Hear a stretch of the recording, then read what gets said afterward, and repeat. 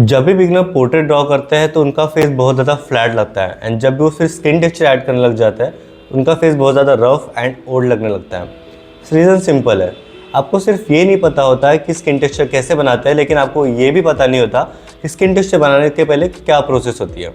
तो आज हम सीखेंगे कि स्किन टेक्सचर बनाने से पहले क्या होता है एंड फिर हम step by step easy way में स्किन टेक्सचर कैसे बनाते हैं वो सीखेंगे। सो हेलो एवरीवन, मेरा नाम है रोहित सहारा एंड स्वागत है आपका मेरे चैनल रोहित द कला स्टार पे। और चलिए शुरू करते हैं। प्रैक्टिकल देखने से पहले मैं चाहता हूँ कि आप कुछ बेसिक कंसेप्ट जान लें ताकि आपके लिए इजी हो स्किन टेक्सचर समझना। स्किन टेक्सचर जैसी डिटेल्स ऐड करने से पहले आपके लिए इंपॉर्टेंट ये है कि आप जो स्किन पे वैल्यूज़ है उसको प्रॉपरली रखें। डार्कनेस एंड लाइटनेस जो फेस पे आ रही है उनको अगर आप प्रॉपर रखते हैं उसके बाद स्किन टेक्सचर करने का मतलब रहता है, लेकिन आपको वो नहीं आ रहा, आप वैल्यूज़ को सही से नहीं रख पा रहे हो, जो चेहरा है उसमें जो शेडिंग है वो स्मूथ नहीं है, जो वैल्यूज़ है वो प्रॉपर नहीं आ पा रहे, तो आप कितना भी ज़्यादा डिटेलिंग कर लो वो गंदा ही दिखेगा। इसके बाद सबसे बड़ी गलती जो आर्टिस्ट करते हैं कि वो हर एक पोर ड्रॉ करने लग जाते हैं, जबकि आपको स्किन टेक्सचर का एक इम्प्रेशन डालना होता है, ना कि हर एक डॉट को दिखाना। स्किन टेक्सचर में कोई ज़्यादा पैटर्न नहीं होता, वो थोड़ी रैंडम एंड स्टेबल होती है। सो हमने थ्योरी पार्ट समझ लिया, अब हम प्रैक्टिकल देखते हैं। यहाँ पे हमने ये रेफरेंस लिया है और इस रेफरेंस में पर्टिकुलर ये पोस्चर हमने फेस का लिया है जहाँ पे जो डॉट है वो अच्छा कॉन्ट्रास्ट क्रिएट कर रहे हैं।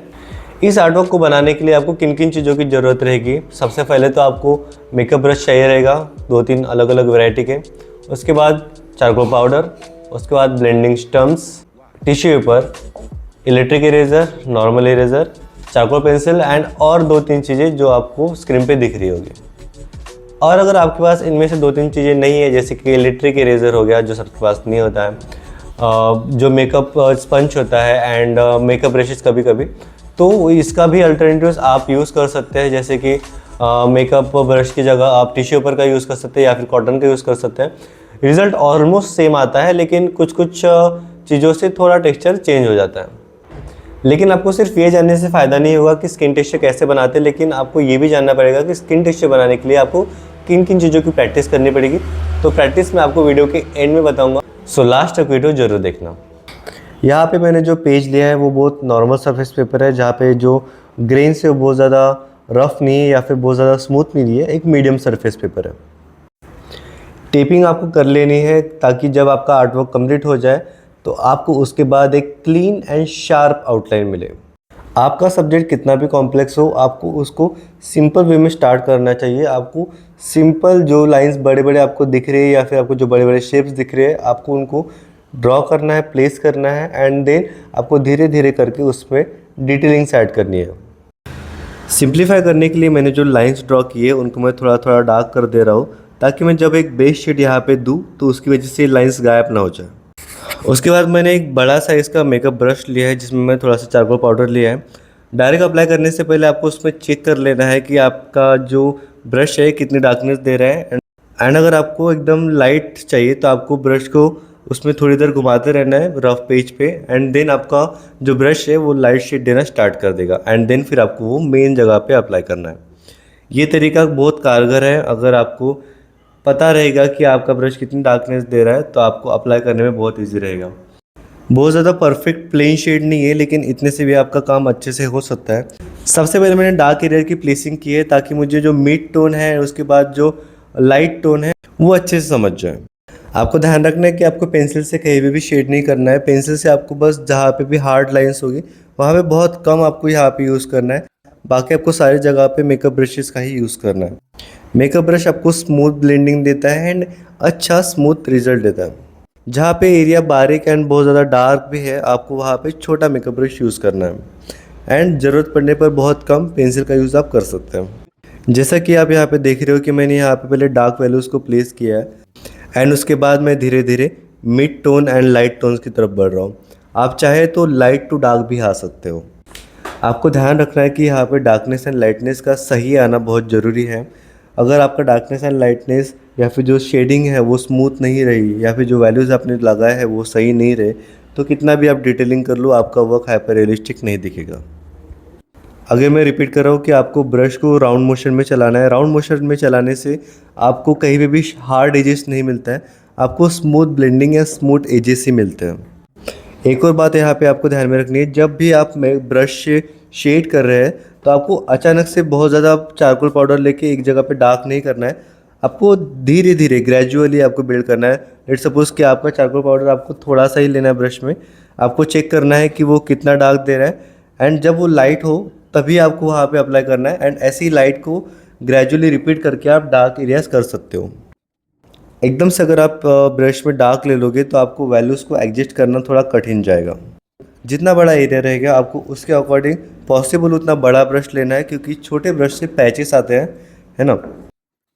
जैसे मेकअप स्पंज आपके एजेस को क्लीन करने में, एक क्लीन शेड देने में आपको हेल्प तो करता ही है, लेकिन अगर आप क्लीन मेकअप स्पंज यूज़ करते हो तो आपको कुछ कुछ जगह से चारकोल लाइट कर सकते हो बिना नीडेड इरेजर की हेल्प से। नीडेड इरेजर भी थोड़ा ना कहो तो कुछ कुछ टेक्सचर या फिर हार्ड एजेस दे देता है, लेकिन अगर आप क्लीन मेकअप स्पंज से यूज़ करो रिमूव करने का चारकोल तो वो अच्छे से स्मूथ एजेस के साथ निकल जाता है। बेस शेड सही होने के बाद मैंने नीडेड इरेजर से थोड़ा सा वाइट एरिया को भी प्लेस किया है। ध्यान रखना, मैंने यहाँ पे डिटेलिंग स्टार्ट नहीं की है, मैंने बस प्लेस किया है उन चीज़ों को ताकि मुझे समझे कि light family and dark family कहाँ पे है। अब आप पोर्स ड्रॉ करने वाले हो। यहाँ पे आपको सबसे पहले ध्यान देना है कि डायरेक्शन कैसी है। हाँ, आपको कुछ कुछ एरिया में जो पोर्स है उनका एक डायरेक्शन दिखेगा, जैसे कि यहाँ पे आप देख पा रहे हो। आपको रैंडमली लेकिन उस डायरेक्शन को समझते हुए वहाँ पे डॉट्स देने हैं। हर डॉट आपको बहुत ज़्यादा शार्प नहीं देना है, आपको थोड़े रैंडम और बहुत ज़्यादा रैंडम स्पेस पे भी डॉट देने हैं। ऐसा नहीं होना चाहिए कि एक जगह पे भी डॉट बहुत ज़्यादा हो रहे हैं, यहाँ पे एक जगह पे बहुत ज़्यादा लाइट डॉट, या फिर आपने कुछ जगह पे बहुत कम डॉट्स कर दिए, तो आपको थोड़ा सा बैलेंस लेके चलना है। मैं यहाँ पे पेंसिल इरेजर का यूज़ कर रहा हूँ, आप चाहे तो कोई भी मैकेनिकल इरेजर ले सकते हैं। उसकी टिप को आपको थोड़ा शार्प रखना है, एंड जो आपने डॉट्स दिए हैं उसके जस्ट साइड में आपको उतने ही बड़े या फिर उतने ही उसके जस्ट साइड में आपको लेफ़्ट या राइट आपको लाइट का सोर्स देखना पड़ेगा। जैसे यहाँ पे लाइट का सोर्स राइट साइड में है तो आपको लेफ़्ट साइड में लाइंस के डॉट्स देने पड़ेंगे वाइट वाले। लेकिन हर जगह सिर्फ डॉट्स नहीं है, कुछ कुछ एरिया में जो वाइट एरिया है वो कनेक्टेड है, तो आपको थोड़ा सा पैटर्न समझ के वहाँ पे ड्रॉ करना है। जैसे कुछ कुछ जगह पे मैंने वाइट लाइंस बनाई हैं, कुछ कुछ एरिया में जो हनी कॉम जैसा शेप बना है, तो आप वहाँ पे देख के समझ सकते हो। और जहाँ पे लाइट ज़्यादा पड़ रही है वहाँ पे आपको थोड़ा ज़्यादा हाईलाइटेड एरिया दिखाना होगा। और फिर जहाँ पे बहुत ज़्यादा एक्सट्रीम हाईलाइट का यूज़ हुआ है वहाँ पे आप इलेक्ट्रिक इरेजर यूज़ कर सकते हो, क्योंकि इलेक्ट्रिक इरेजर आपको शार्प एंड ब्राइटर रिजल्ट देता है कंपेयर टू अदर इरेजर्स। अगर कुछ एरिया में ज़्यादा ही वाइट हो रहा है तो वहाँ पे आप मेकअप ब्रश को एक बार घुमा लेना ताकि एरिया थोड़ा सा डल हो जाए। अब आपने जो डॉट दिए वो हर जगह पे उतने लाइट नहीं होंगे, आपको कुछ कुछ एरिया में उसको डार्क करना पड़ेगा, वहाँ पे आप मेकअप ब्रश का यूज़ कर सकते हो। आपने जो ब्लैक डॉट्स दिए हैं वो भी कई कई जगह से आप थोड़े डल कर सकते हो ब्लेंडिंग स्टब्स की वजह से, एंड ब्लेंडिंग स्टब्स की हेल्प से ही आप उसमें थोड़ा चारकोल लेके कुछ कुछ जगह पे थोड़े से हल्के से डार्क स्पॉट्स दे सकते हो ताकि स्किन थोड़ी ज़्यादा नेचुरल लगे। अब सेम प्रोसेस को आपको रिपीट करना है जैसे अभी तक हमने किया है।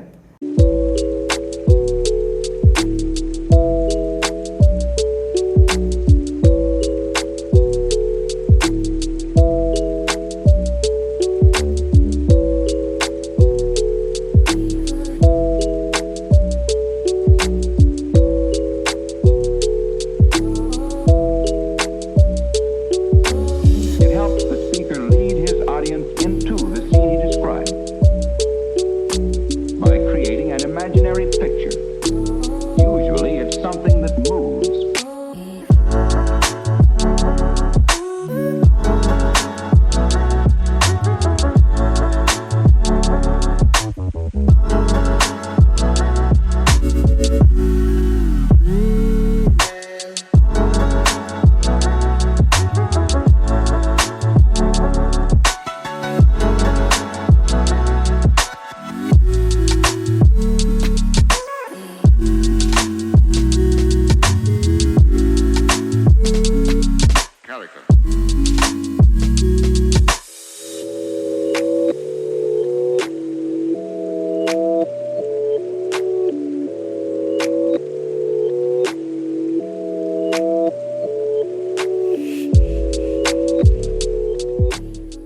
एंड रेंडरिंग करते करते यहाँ पे आपका आर्टवर्क रेडी है। आपको ध्यान रखना है, आर्टवर्क होने के बाद अब बारी है टेप निकालने की। ध्यान रखिए जब भी आप टेप निकाल रहे हो उसको बाहर के डायरेक्शन में खींच के निकालना, ताकि अगर पेज निकले भी तो अंदर के आर्टवर्क का कुछ भी ना निकले, सिर्फ बाहर बाहर का पेज निकले। अगर आप टेपिंग का यूज़ करते हो तो आपको इस तरह का क्लीन एंड शार्प लुक मिल सकता है। आर्टवर्क तो आपने बना लिया, लेकिन इसमें एक प्रॉब्लम है, वो मैं आपको बताता हूँ। प्रैक्टिकल तो आपने देख लिया, लेकिन उससे भी एक इम्पॉर्टेंट चीज़ है कि आपको प्रैक्टिस कैसे करनी है। आपको एक सिंपल सी प्रैक्टिस ट्राई करनी है कि आपको एक छोटा सा बॉक्स बनाना है, उसमें रैंडम लाइट प्रेशर से आपको स्किन टेक्सचर के डॉट्स बनाने हैं एंड फिर उसके बाद उसके ऊपर सॉफ्ट मार्क्स ऐड करने हैं। एंड आप देखेंगे कि हर अटेम्प्ट के बाद आपको जो रिजल्ट है वो पहले से बेटर मिलेगा। अगर आपको ये वीडियो यूजफुल लगी हो तो डू सब्सक्राइब। अगर आपको कुछ क्वेश्चन है तो आप मुझे कमेंट में पूछ सकते हैं। So that's it, thank you so much.